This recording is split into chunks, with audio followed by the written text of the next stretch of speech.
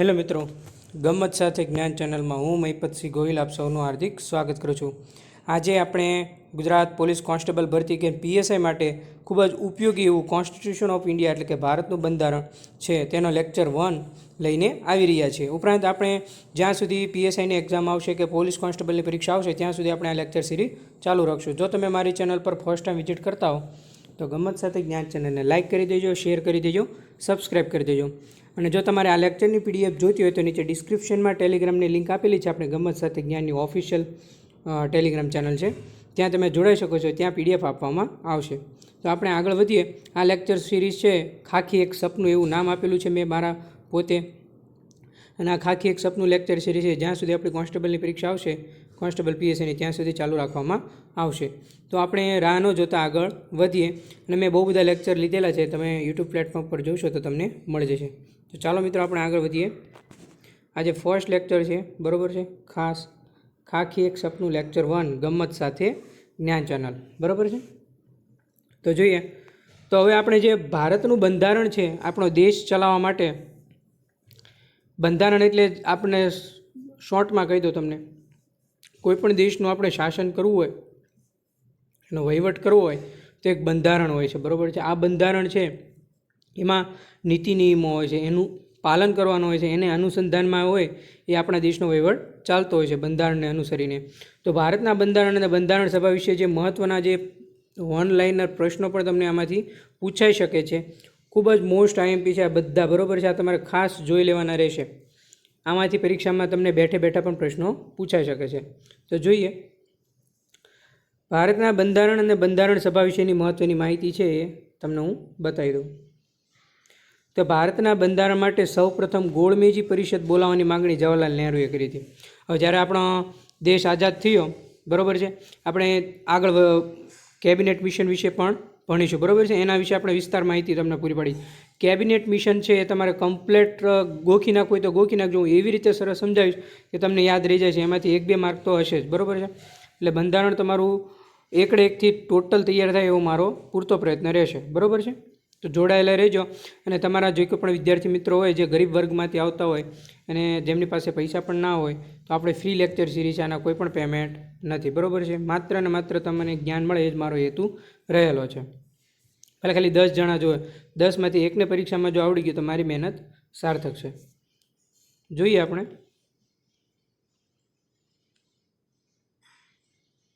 Perfect work જ હશે. ભારતીય બંધારણ માટે સૌપ્રથમ ગોળમેજી પરિષદ બોલાવવાની માંગણી કોણે કરી હતી? તો કે જવાહરલાલ નહેરુએ, બરાબર છે.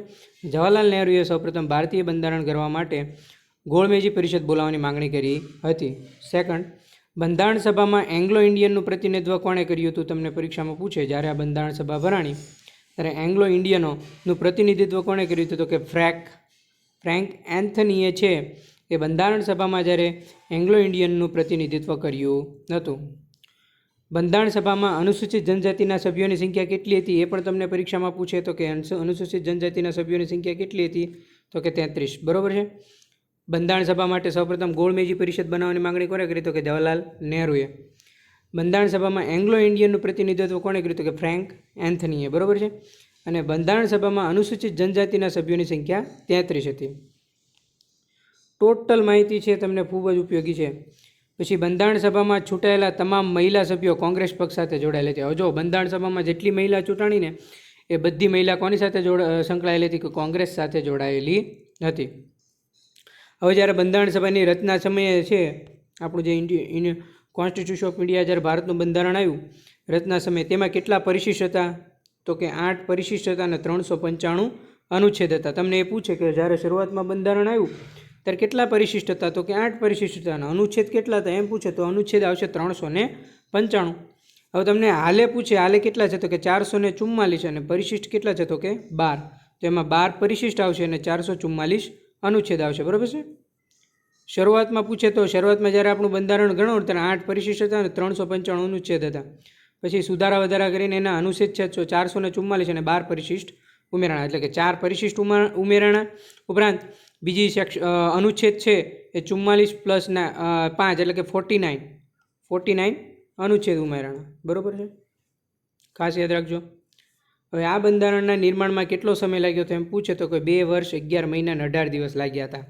આ મોસ્ટ આઈએમપી પરીક્ષામાં પૂછાય એવો પ્રશ્ન છે કે બંધારણ તૈયાર થતાં કેટલો સમય લાગ્યો હતો તો કે 2 વર્ષ લાગ્યા હતા. વિચાર કરો મિત્રો કે આપણું બંધારણ ઘડવામાં 2 વર્ષ ને 11 મહિના અને 18 દિવસ, એટલે આમ ગણો તો 3 વર્ષ જ થવા આવ્યા. બરાબર છે. એ બંધારણના નિર્માણમાં આટલો સમય લાગ્યો હતો. જો સૌપ્રથમ બંધારણ રચવાની આમ કે ને માંગ કોણે કરી હતી તો કે લોકમાન્ય બાળ ગંગાધર તિલકે 1895માં સ્વરાજ્ય વિધેયકમાં છે એ બાળ ગંગાધર તિલકે લોકસભા રચવાની માગણી કરી હતી. અને ગાંધીજીએ 1922માં એવો વિચાર વ્યક્ત કર્યો હતો કે બંધારણ જો ઘડાય એ બંધારણ છે એ આપણા લોકોની ઈચ્છા મુજબનું હોવું જોઈએ. તમને પરીક્ષામાં એમ પૂછે કે બંધારણ છે એ લોકોની ઈચ્છા મુજબનું હોવું જોઈએ એવું કયા મહાન વ્યક્તિએ કીધું તો કે મહાત્મા ગાંધીજીએ. અને તમને એમ પણ પૂછે કે સ્વરાજ્ય વિધેયકમાં કોણે બંધારણ રચવાની માગણી કરી હતી તો કે 1895માં લોકમાન્ય બાળ ગંગાધર તિલકે. તમને ખાલી પરીક્ષામાં એમ પણ પૂછાય જો કે બંધારણ સભાનો વિચાર કોણે કર્યો તો કે ગાંધીજીએ. હવે પછી માનવેન્દ્રનાથ રોય છે 1934માં બંધારણ સભાનો વિચાર રજૂ કર્યો, પણ કેવો ઔપચારિક રૂપે. તમારે ખાલી શબ્દો પકડવાના છે.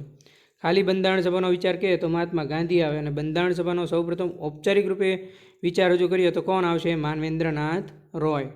બરાબર છે. તો આ હતી ખૂબ જ મહત્ત્વની માહિતી. હજી આગળ છે, જો જોડાયેલા રહેજો, અહીંયા પૂરું નથી થતું. બરાબર છે. આપણે ફટાફટ જોઈ લઈએ આ પેજ. તો કે બંધારણ, ભારતીય બંધારણ છે એ સૌપ્રથમ ગોળમેજી પરિષદમાં બોલાવવાની માંગણી કોણે કરી હતી? જ્યારે ગોળમેજી પરિષદ ભરાણી ત્યારે જવાહરલાલ નહેરુએ કીધું કે ભારતના બંધારણ આપણે ઘડવાનું છે, તો સૌપ્રથમ એના વિશે સભા ઘડવા માટેની બધી ચર્ચાઓ કરવામાં આવી. અને બંધારણ સભામાં જ્યારે એંગ્લો ઇન્ડિયનનું પ્રતિનિધિત્વ કોણે કર્યું હતું એમ પૂછે તો કે ફ્રેન્ક એન્થનીએ કર્યું હતું. અને તમને એમ પૂછે કે બંધારણ સભાની અનુસૂચિત જનજાતિના સભ્યોની સંખ્યા કેટલી હતી બંધારણ સભામાં? તો આવશે 33. હવે બંધારણ સભામાં છૂટાયેલા તમામ મહિલા સભ્યો છે, જ્યારે બંધારણ સભામાં છૂટાયેલી મહિલા સભ્યો છે એ બધે કયા પક્ષ સાથે જોડાયેલી? તો કે કોંગ્રેસ સાથે જોડાયેલી હતી. જ્યારે બંધારણ ગણવાનું ત્યારે કેટલા પરિશિષ્ટ હતા? તો કે 8. અનુચ્છેદ કેટલા હતા? તો કે 395. હાલમાં કેટલા છે? કે 444. અનુચ્છેદ 12 પરિશિષ્ટ. કેટલો ટાઈમ લાગ્યો? તો કે 2 વર્ષ 11 મહિના અને 18 દિવસ. સૌપ્રથમ સ્વરાજ્ય વિધેયકમાં બાળ ગંગાધર તિલકે તેની બંધારણ સભા રચવાની માગણી કરી હતી. બંધારણ સભાનો વિચાર સૌપ્રથમ ગાંધીજીને આવ્યો હતો. ઉપરાંત માનવેન્દ્રનાથ રોયે ઔપચારિક રૂપે તેનો વિચાર રજૂ કર્યો હતો. બરાબર છે. ત્યારબાદ જોઈએ 24મી જાન્યુઆરી 1950ના રોજ બંધારણ પર 284 સભ્યોએ હસ્તાક્ષર કર્યા હતા. તેમાં 8 મહિલાનો સમાવેશ થાય છે.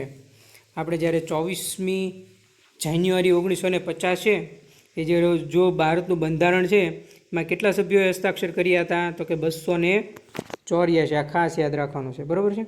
284 સભ્યોએ હસ્તાક્ષર કર્યા હતા. એમાં કેટલી મહિલા હતી? તો કે 8 મહિલાનો સમાવેશ થાય છે. હવે જ્યારે તમને પૂછે કે આ ભારતના બંધારણનું પ્રથમ વાંચન ક્યારે કરવામાં આવ્યું અને અંતિમ વાંચન ક્યારે કરવામાં આવ્યું, ત્યારે તમારે આ ડેટ યાદ રાખવાની રહેશે. બરાબર છે. તો કે પ્રથમ વાંચન છે એ 4 નવેમ્બર 1948માં કરવામાં આવ્યું, અને અંતિમ વાંચન છે 15 નવેમ્બર 1949માં કરવામાં આવ્યું. વિચાર કરો, પ્રથમ વાંચન ક્યારે થયું? 4 નવેમ્બર 1948માં, અને અંતિમ વાંચન ક્યારે થયું? 15 નવેમ્બર 1949માં. આ બધી ડેટ સાલવારી છે, તમારે યાદ રાખવાની રહેશે. હવે આમાં બધાને બહુ લોચા થાય છે, સ્વીકાર અને અમલ. તો ખાસ યાદ રાખજો, સ્વીકાર કે તો 26 નવેમ્બર 1949 આવે, અને અમલ કે તો 26મી જાન્યુઆરી 1950 આવે. બરાબર. પ્રજાસત્તાક દિન આપણે ઉજવીએ છીએ, જેને 26મી જાન્યુઆરી પ્રજાસત્તાક દિન તરીકે ઉજવીએ છીએ. એટલે કે 26મી જાન્યુઆરી 1950થી છે એ આપણા બંધારણનો અમલ થયો હતો. સ્વીકાર પૂછે તો તમારે 26 નવેમ્બર 1949 આવશે. આ બેમાં બધાને બહુ જ કન્ફ્યુઝન થાય છે. સ્વીકાર 26 નવેમ્બર આવશે અને અમલ આવશે 26મી જાન્યુઆરી. સ્વીકારને અમલ ઉપર તમારે ખાસ ધ્યાન આપવાનું રહેશે. હવે એનો ખર્ચો કેટલો થતો? જો તમને 64 લાખ રૂપિયાનો તો ખર્ચો થયો હતો. વિચાર કરો, આપણું બંધારણ કરવા માટે કુલ જે રાશિ વપરાણી ધનરાશિ, એમાં 64 લાખ રૂપિયાનો ખર્ચ થયો હતો. બરાબર છે.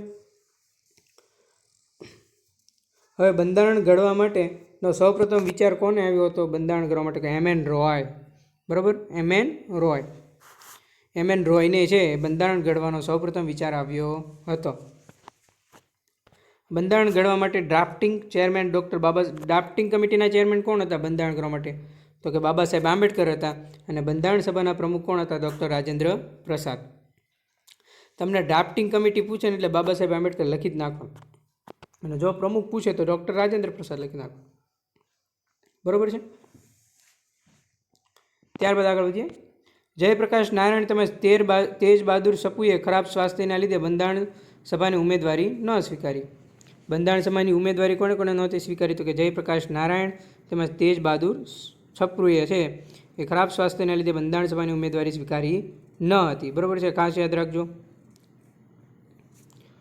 કોંગ્રેસના ફેજપુર અધિવેશનમાં 1936માં બંધારણ સભા રચવાની સૌપ્રથમ માંગણી થઈ હતી. 1936માં બંધારણ સભા રચવાની સૌપ્રથમ માંગણી ક્યાં થઈ હતી? કયા અધિવેશનમાં પૂછે તો કે ફેજપુર અધિવેશન આવશે કોંગ્રેસનું. બરાબર છે, તો ખાસ યાદ રાખજો. આ બધી બાબતો તમારે ખાસ યાદ રાખવાની રહેશે. બરાબર છે. 2 વર્ષ 11 મહિના અને 18 દિવસ લાગ્યા હતા. સૌપ્રથમ વિચાર રજૂ કર્યો હતો ઔપચારિક રૂપે M.N. રોય, માનવેન્દ્રનાથ રોય. બરાબર છે. ગાંધીજીએ શું કીધું? તો કે બંધારણ છે લોકોની ઈચ્છા મુજબનું હોવું જોઈએ એવું કીધું હતું. બંધારણ સભાની રચના સમયે 8 પરિશિષ્ટ, 395 અનુચ્છેદ હતા. હાલમાં 444 અને 12 પરિશિષ્ટ છે, અને 2 વર્ષ 11 મહિના અને 18 દિવસ લાગ્યા હતા. બરાબર છે. તો આ બધા હતા એ આપણા બંધારણના પ્રશ્નો હતા. સોરી. બરાબર છે. હવે આપણે આગળ વધીએ. એક જ મિનિટ. હવે આપણે થોડાક વન લાઇનર પ્રશ્નો સમજીશું. One liner. બરાબર, જોડાયેલા રહેજો. ટોટલ 10 પ્રશ્નો જોઈ લઈએ આપણે. બરાબર. ભારતનું બંધારણ ઘડવાનો સૌપ્રથમ વિચાર કોને આવ્યો હતો? મેં તમને કીધું એમ. બરાબર, M.N. રોય છે આપણે, M.N. રોય, એને સૌપ્રથમ ભારતનું બંધારણ ઘડવા માટેનો વિચાર આવ્યો હતો. બરાબર છે. ત્યારબાદ સેકન્ડ પ્રશ્ન, ભારતનું બંધારણનું આમુખ કોણે તૈયાર કર્યું? તમને એમ પૂછે તો કોણ આવશે? જવાહરલાલ નહેરુ આવશે. આપણે જે ભારતના બંધારણનું આમુખ કોણે તૈયાર કર્યું છે? તો કે જવાહરલાલ નહેરુએ. ભારતનું બંધારણ ઘડવાનું કાર્ય, થર્ડ પ્રશ્ન, કઈ સભાએ કર્યું હતું? તો કે એ તો આપણને ખબર જ હોવી જોઈએ કે બંધારણ સભા છે એણે ભારતનું બંધારણ ઘડવાનું કાર્ય કર્યું હતું. બરાબર છે. પછી મેં તમને કીધું એમ કેબિનેટ મિશન વિશે હું તમને વિસ્તૃત માહિતી પૂરી પાડીશ કે ભારતના બંધારણની સભાની રચના કઈ યોજના હેઠળ થઈ હતી. તમને પૂછે તો કેબિનેટ મિશન યોજના અંતર્ગત છે એ ભારતના બંધારણ સભાની રચના થઈ હતી. એમાં કેટલા સભ્યો હતા, પ્રમુખ કોણ હતું, એ તમામ વિશે હું તમને વિસ્તૃત માહિતી આગલા લેક્ચરમાં પૂરી પાડીશ. બરાબર છે. પછી બંધારણ સભાની પ્રથમ બેઠક ક્યારે મળી? તો કે 9 ડિસેમ્બર 1946ના રોજ એ બંધારણ સભાની પ્રથમ બેઠક મળી. બરાબર. ત્યારબાદ આગળ વધીએ. છઠ્ઠો પ્રશ્ન. આપણે ટોટલ 10 પ્રશ્નો જોવાના છે. બરાબર છે. બંધારણ ઘડનારી આપણે હમણાં જ જોઈ ગયા. ડ્રાફ્ટિંગ કમિટી આવે એટલે તમારે કંઈ આંખ નીચે લખી જ નાખવાનું બાબા સાહેબ આંબેડકર. બંધારણ સભાની રચનાના પ્રમુખ કોણ આવે? તો રાજેન્દ્ર પ્રસાદ. કુલ બંધારણ સભાના સભ્યો કેટલા હતા? કે 389. અને બંધારણ પૂરું કરતાં કેટલો સમય લાગ્યો? 2 વર્ષ 11 મહિના અને 18 દિવસ. કટોકટીનો વિચાર કયા દેશમાંથી લેવામાં આવ્યો? તો કે જર્મનીમાંથી. તો આટલી બધી બાબતો છે એ તમારે યાદ રાખવાની રહેશે. બરાબર છે. સમજાઈ ગયું તમને? ના સમજાણું હોય તો મને કોમેન્ટ કરજો. બરાબર છે. આપણે કીધું હતું કે ડ્રાફ્ટિંગ આવે એટલે બાબા સાહેબ આંબેડકર કરી જ દેવાનું, પ્રમુખ આવે તો કે રાજેન્દ્ર પ્રસાદ કરી દેવાનું. અને જ્યારે બંધારણ સભાના કુલ કેટલા સભ્યોની બનેલી તેમ પૂછે તો કે 389 સભ્યોની છે એ બનેલી હતી. કેટલો સમય લાગ્યો તો તમને ખબર જ હશે. બરાબર, 2 વર્ષ 11 મહિના 18 એટલે કે 3 વર્ષ જેવો સમય લાગ્યો હતો એમ. અને કટોકટી છે એ ખબર છે તમને, જર્મનીમાંથી લેવામાં આવી હતી કટોકટીની વ્યવસ્થા. આપણે આગળ નાણાકીય કટોકટી લાગે તો શું કરવું પડશે, શું થાય એ બધા વિશે પણ વિસ્તૃત માહિતી પૂરી પાડીશ તમને. બરાબર છે. તો આ હતા આપણા આજના બંધારણનો ફર્સ્ટ લેક્ચર. બરાબર છે. લેક્ચર તમને સારો લાગ્યો હોય તો લાઇક કરી દેજો, શેર કરી દેજો, સબસ્ક્રાઈબ કરી દેજો. ખાખી એક સપનું બંધારણની સિરીઝ છે એક્ઝામ આવે ત્યાં સુધી ચાલુ રહેશે. માટે તમે આજે જ જોડાણા ના હો તો જોડાઈ દેજો. અને લેક્ચર કેવો લાગ્યો? જો સારો લાગ્યો હોય તો કોમેન્ટ જરૂર કરજો. થેન્ક યુ મિત્રો. આભાર.